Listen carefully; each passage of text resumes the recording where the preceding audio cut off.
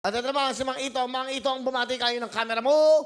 Yes, yes, yes! Binabati ko po ang aking mga kababayan doon sa probinsya ng Laguna sa San Pablo City, ang aking pong ina at ang aking pong mga kapatid. Yung aking ina, get well soon. Alam kong may karamdaman ka ngayon, pero pupunta ako dyan, uuwi ako dyan. Tandaan mo, mahal na mahal kita. Siya po ang kauna-unang kasama ko sa aking pagtitinda ng mais. At doon po sa Lucena kung saan po nakatira ang aking asawa, doon din po ako nakatira, ang aking biyanan, ang aking whatever, kung ano-ano dyan, kung sino-sino, ang aking mga kamag-anak.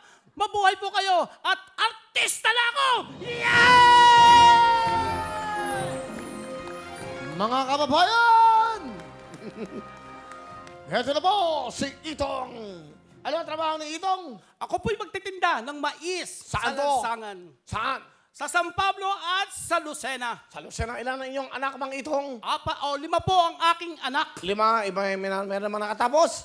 4 po ang lalaki, 1 po ang babae, wala pa hong nakakatapos, high school at elementary pa lang po ang aking anak. Oh, ang Yeah. galing. Yeah. Ano naman ang iyong misis? Ano naman ang ginagawa ng iyong misis? Ang ginagawa ng misis ko mula sa aking tahanan, nag-aalaga ng anak ko ng 1 taon at 3 buwan, Oh. nanonood ng wawawin at sumasayaw ito at pag pinakakain ng anak ko, ng asawa ko, hindi kumakain hanggang hindi tapos ang programa mo. Ang galing naman. Ang galing talaga po naman talaga. Kaya batiin mo ang iyong mga anak at ang iyong asawa.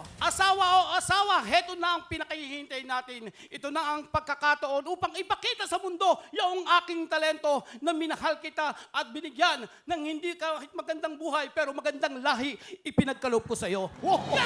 Mabuhay! Mabuhay! Mabuhay! Mabuhay! Oh, si Mang Itong. Yeah! Ipakilala mo na kung sino yung mga kasama sa aming lahat. Akin pong pinakikilala ang ipinangako kong magandang lahi sa aking asawa. Ang 2 kong anak, si JM at si JB. Palakpakan! Kapani-paniwala! Hello po, Kuya Will. Magandang Magandang hapon po sa'yo. Ano pangalan mo? JM po, JM na lang po. Ikaw si James. Sino? Singkit.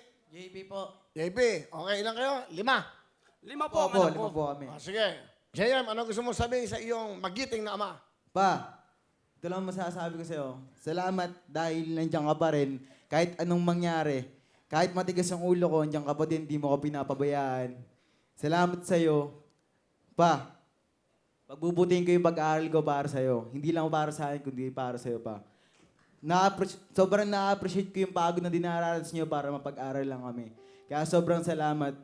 Sobrang proud na proud ako sa'yo dahil ikaw yung naging papa ko. Yun lang pa, I love you.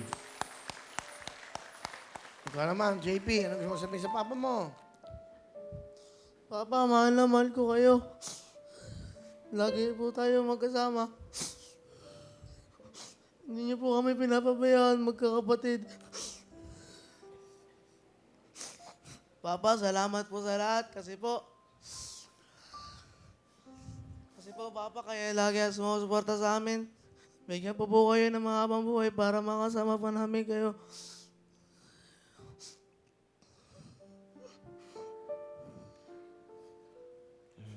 Gusto ba sabihin sa Yan lang po, salamat po.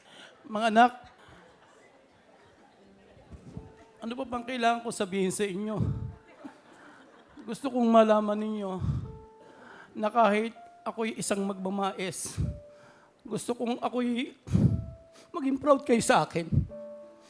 Gusto kong makita yung pagmamahal dahil alam ko namang mahal na mahal ninyo ako. Lalo ka na, JM, marami tayong pinagdaan ng sama ng loob. Pero anak kita at hindi mawawala yon. Doon naman kay JP, alam ko, responsibilidad ko sa iyo ang magpaaral. Kahit ano ang gagawin ko, basta't makapag-aral ka lang. Pero ikaw na mismo ang nagsabi sa akin, Papa, hindi muna ako mag-aaral. Nagalit ako sa iyo dahil gusto ko mag-aral ka. Dahil sabi ko sa iyo, ayoko natambay ka sa bahay. Gusto ko, nasa school ka. Alam ko kung marami kang hindi kaya sa school mo. Pero salamat dahil nagsasabi ka ng totoo. At gusto mo makatulong sa akin sa paghahanap buhay ko. At dahil diyan maraming salamat sa pagsasama mo araw-araw sa aking pagtitinda. Siya po kasi yung kasama ko sa aking pagtitinda sa araw-araw. At siya na po yung larawan ng mukha ko. Magkamukha po kami ng anak ko. Sige, mga kababayan, pakinggan po natin isang dakilang ama sa kanya pong gagawin. Ito po si Mang Itong. Itong mic mo. Ang aking pong talento ay on the spot, kaibigan ko. Hindi ko kailangan ng lapis, hindi ko kailangan ng papel para makaimbento ng magandang salitang iaalay sa inyo. Dito sa Wawawin, ang ganda ng kulay, pagmasdan ninyo. Iba't ibang kulay na parang rainbow. Ang ganda sa paningin ng bawat tao. Ano nga bang kasiyahan meron ang Wawawin? Masaya ba dito dahil sa perang matatanggap mo? Masaya ba dito dahil sa jacket na ibibigay sa iyo? Masaya ba dito dahil sa cellphone hinahangad mo? Masaya ba dito dahil sa mga artista at dancer na makikita nyo? Masaya ba dito dahil sa mga souvenir na binibigay ng mga sponsor sa inyo? Masaya dito dahil dito mo nakikita ang tunay na galak at ngiti ng bawat isa. Masaya dito dahil totoong luha ang makikita sa mata ng bawat Pilipino. Masaya dito dahil dito'y nailalahad mo ang tunay na damdamin mo bilang kapusong Pilipino. At napakasaya dito sobra kapag nakita mo ang gwapong si Paring Will, kaibigan ko. Salamat. Masaya ba kayo? Masaya ba kayo? Masaya ba kayo? Kung masaya kayo, samahan nyo ng umaatikabo at palakpakan totoo! Yan ang tunay na kasiyahan sa loob ng wawawing ito. Kuha nyo?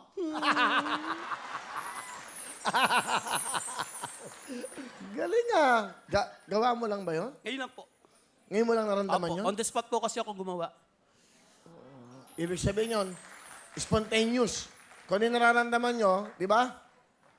Bigyan mo siya ng topic. Oh, Pwede kagandahan. Kagandahan. Ang kagandahan ng isang tao ay hindi lamang sa anyo, hindi lamang sa figura ng katawan. Kung ito'y nakikita ng tao, hindi. Dahil ito'y dapat ay nasa sa loob. Aanin mo ang maganda kung masama naman ang ugali mo. Galing. Aanin mo ang sexy kung ikaw naman ay supladang totoo. Mas maganda kung ikaw ay hindi kagwapuhan, ngunit kasing gwapo ka nito. Mas maganda kung hindi ka kagandahan, kung ang puso mo'y masarap magmahal bilang isang kapusong Pilipino. Kabutihan!